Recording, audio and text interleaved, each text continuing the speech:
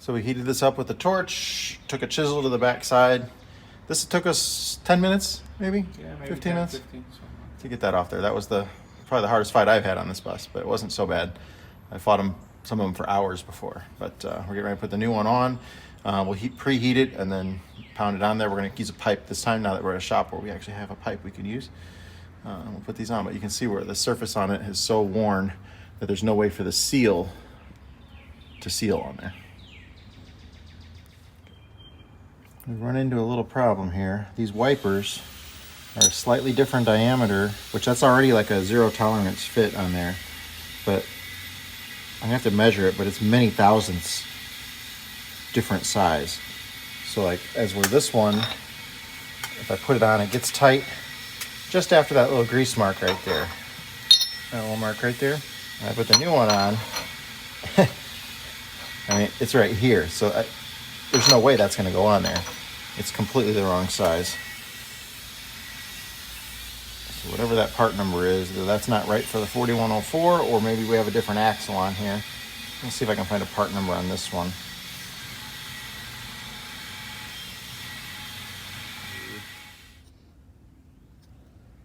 .43, 2.643, 2.5, 5.8, 5.9. So about 5 thousandths. Yeah, that's a lot. It's not going on, I can tell you that. This is the spindle on the other side, and then one from the other side fits on there like nothing. I mean, it's too loose. So we've got different size spindle on the other side. So this is supposed to be a 6379 is what the stock number is. This is a 6386A. I'm not familiar with the bearing, but I can tell you that it's a different size. So somebody has replaced the spindle over here, because that's a tight fit there. Let me go grab the other one real quick. This is the 6379 that's supposed to be on there, and it won't even come close to going on here because it's way too large. So this has been built up or redone, replaced or something. So we just happen to have an oddball on here, and I'm guessing it had some work done on it because it's got this plug here in the end. Oz drove his Pontiac to work today. Check it out.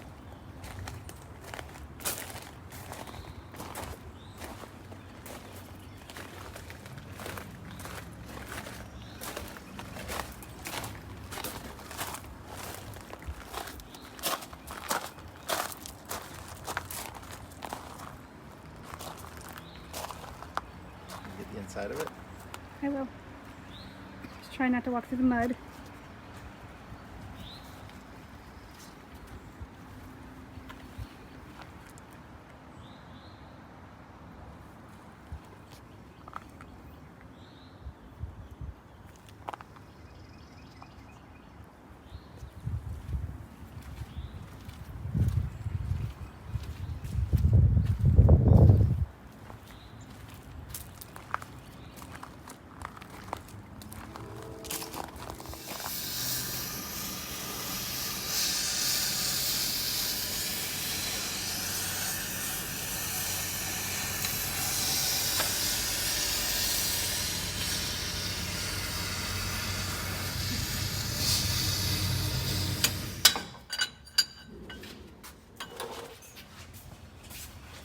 Oz had redone the wheel well in here because there was none existing, right? It was a 2x4 across there. It was a piece of plywood and some 2x4s.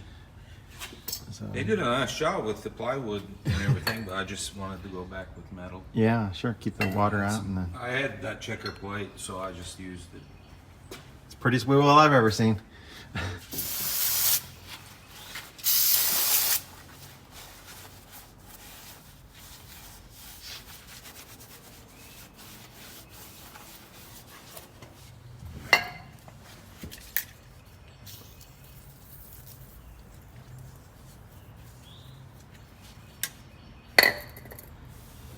We have the new wiper.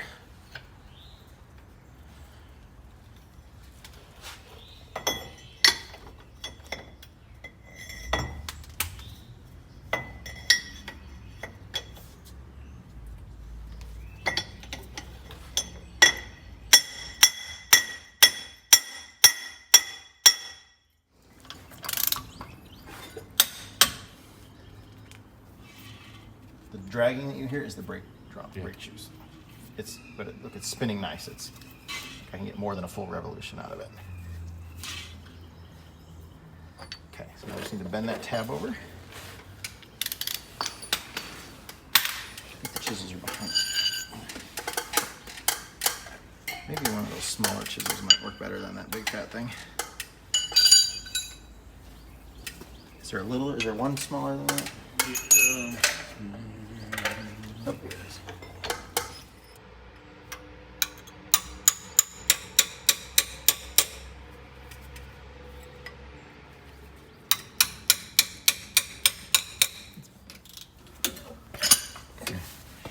Okay, so if I take this and I push it on, now lefty loosey, righty tighty is not always the story on these because depending on which way the slack adjuster is done. So like I just turned it, this one happens to be clockwise to tighten. Turn it as far as it'll go, and now this should not spin. So if you want to try to spin it. Yeah, it won't. Okay. Now if you accidentally, say you climbed under here and turn this the wrong way. Like I'm loosening it, but you're thinking you're tightening it. It'll eventually stop and it'll seize the brake drum too, but what happens is this arm starts coming out of here. Oh, yeah, See, it's pointing out? So now when you go to step on your brakes, you got no brakes because it's completely out of adjustment. But if I keep going, it usually will get that. So we don't want to do that there. So always when you're tightening it, make sure that that's all the way in the can. Yep.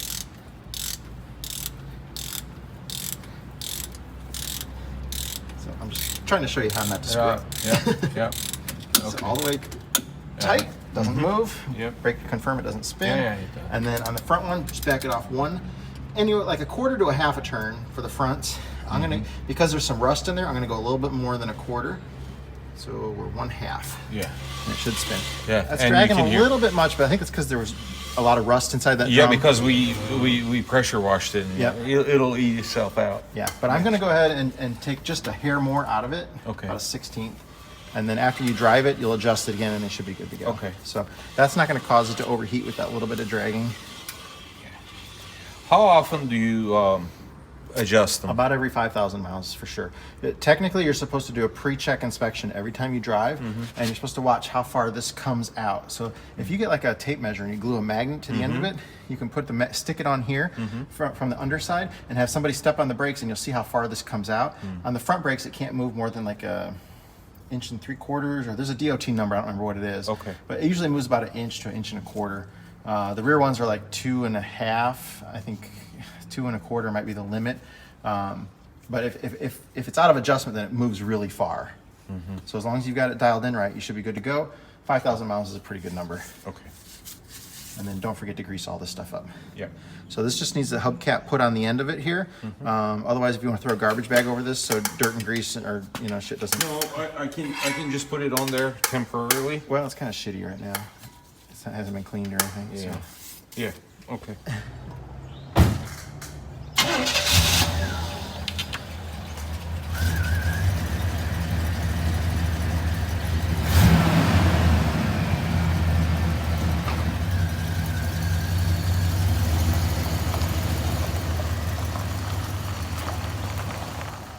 We're replacing the screws that go in the brake drums. They had just slotted standard head screws.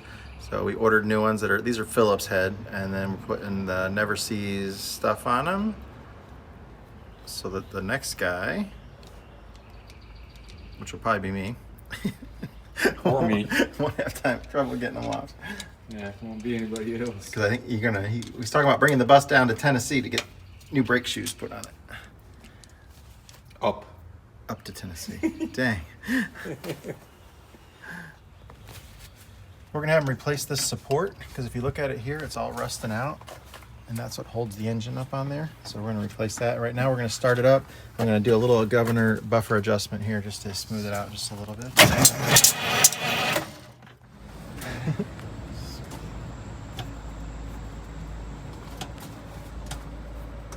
Did you turn it to the off when you went up front or no?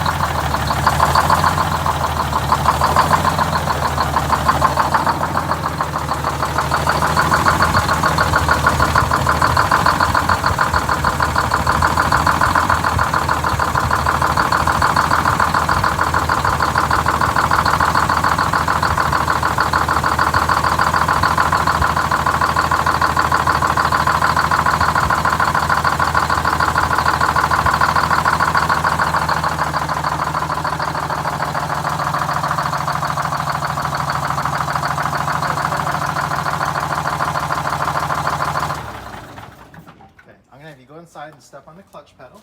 Okay. To where it gets that tension. That's the tension. Okay, release it.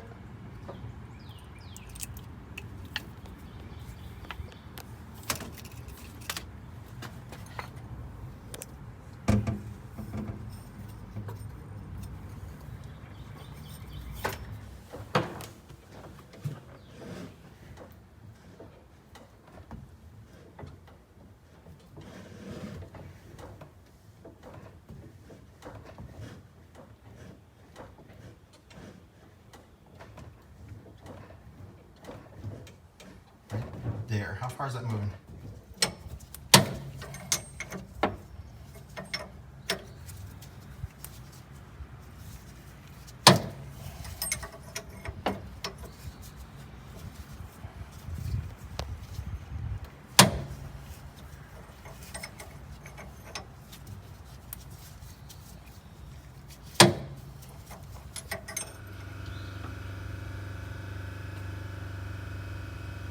I can stick my finger in here as far as I can go down in there, and there's no oil on it, so it's definitely low in there.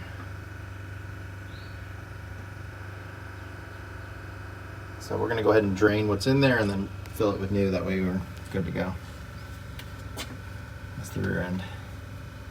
It holds like a little over 2 gallons, I believe. Over this bay, this whole section is new wood to the end of this window. Okay. There's another patch right behind that wheel well. That's another maybe 4 feet long. Yep. And then the whole back from this point back is all new. The subfloor. Everything. The whole wood, there's no old wood under there. Okay.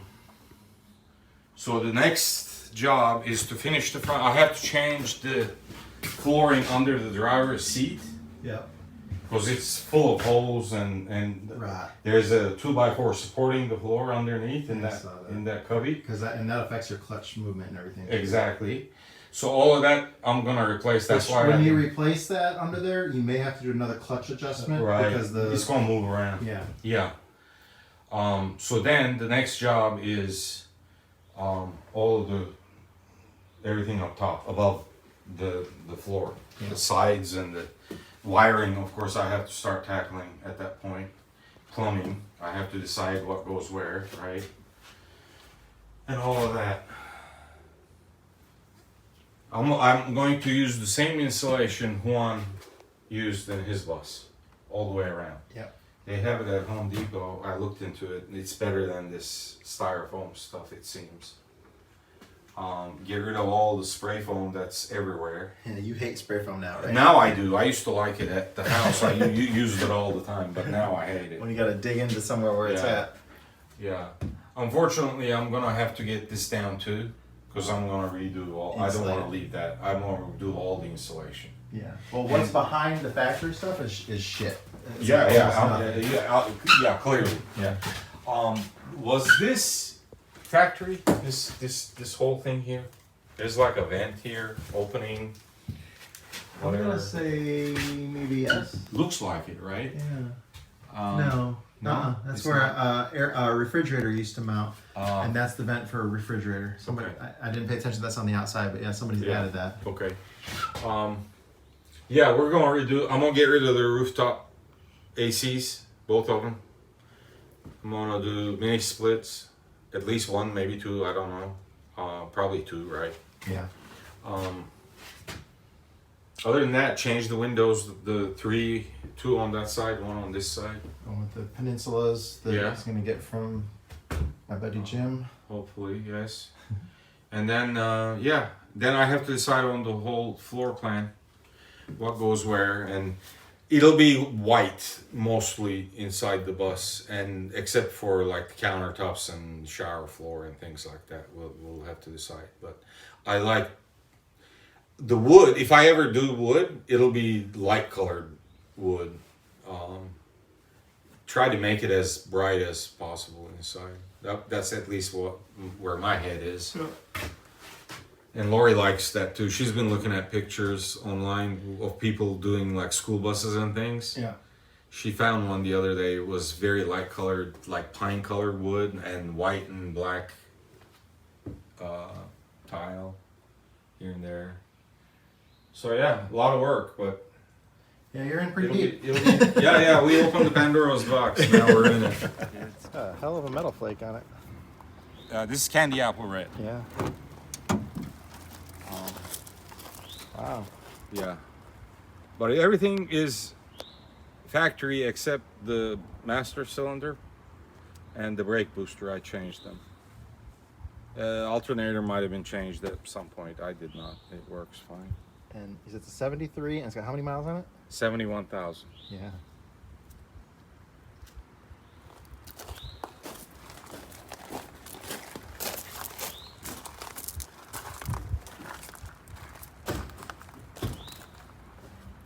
Did you buy this at auction or did you buy it online or? No, I bought it. I bought it from a fella up in Huntsville. Are you gonna drive past it going home? He took it as a payment. He has a tree cutting business, so he took it as payment from one of his customers. It was in horrible shape. That trunk floor is new. 2/3 of the floorboards in the car are new. I had to put them in.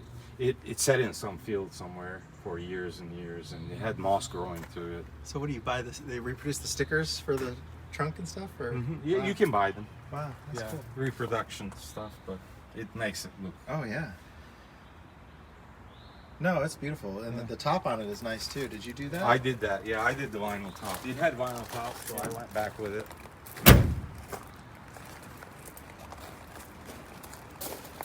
The only thing that lets the car down a little bit are the two bumpers. They need to be re-chromed, but it's so ridiculously expensive. In this country.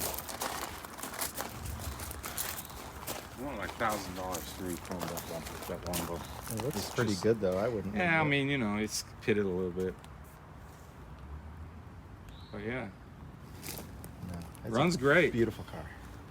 It's I always wanted my generation. Like we grew up with lanyards, and this is a perfect lanyard. This is a '66 Chevy C10, and I did this 12 years ago. Oh wow. Yeah. That's when you painted it flat black. Yes. That was a new trend then. Yeah. It's Or not John even. Deere tractor paint. Oh. They put this paint on the hood of John Deere tractors. It's just single stage enamel paint. And I did the bed. Actually, doing the bed took longer than painting the whole truck. Inside the bed, especially, took forever. Uh-oh. Fat guy's not gonna make it behind the truck. And it's on air right now. I have the compressor and tank in there. It's got four. You go to car shows and stuff, or? Yeah, this one, the local car show, the last April, we have it at every April. This truck won it last year in its class, pickup trucks from, I don't remember what exactly, 50 to 70 or something, I don't know.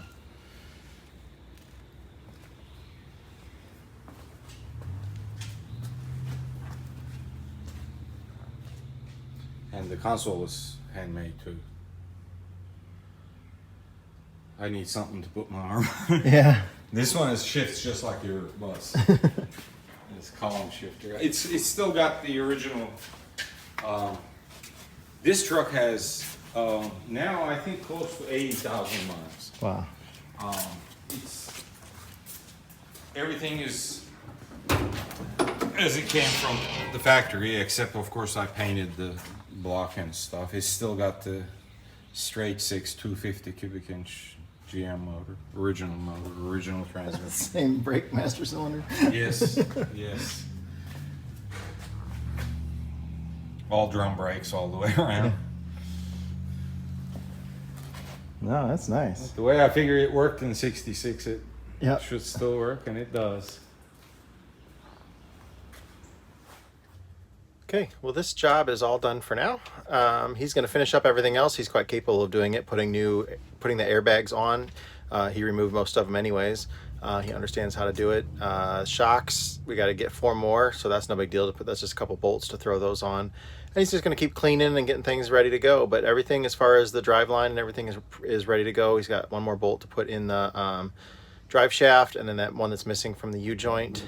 And then he's going to change the rear end fluid. He didn't have that today.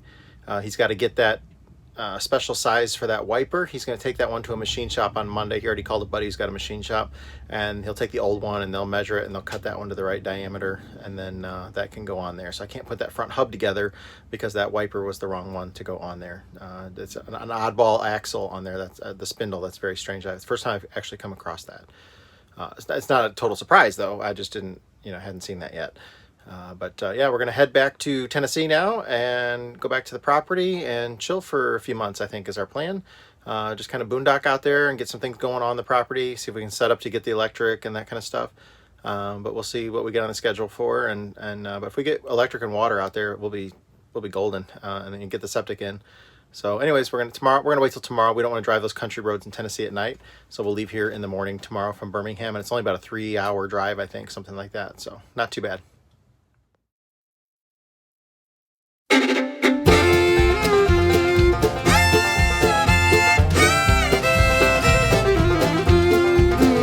See him loading up his tools, check the air and all those duels. It's that bus grease monkey, don't you know?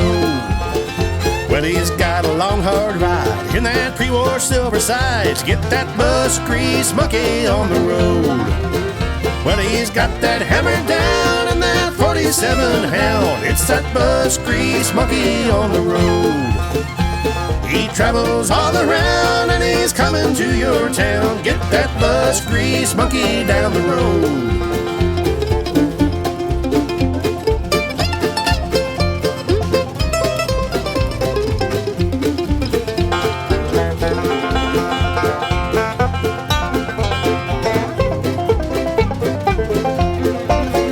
See that 4104 with the propped up engine door. Watch that bus grease monkey do his thing. 30 years behind that barn, 'cause it don't run worth a darn. Watch that bus grease monkey make it sing. He knows them Detroits, there's no doubt, upside down and inside out. It's that bus grease monkey, don't you know? Saving buses far and wide in that old blue silver sides. It's that bus grease monkey, don't you know? It's that bus grease monkey, don't you know? Get that bus grease monkey down the road. It's that bus grease monkey, don't you know? It's that bus grease monkey, don't you know? It's that bus grease monkey, don't you know?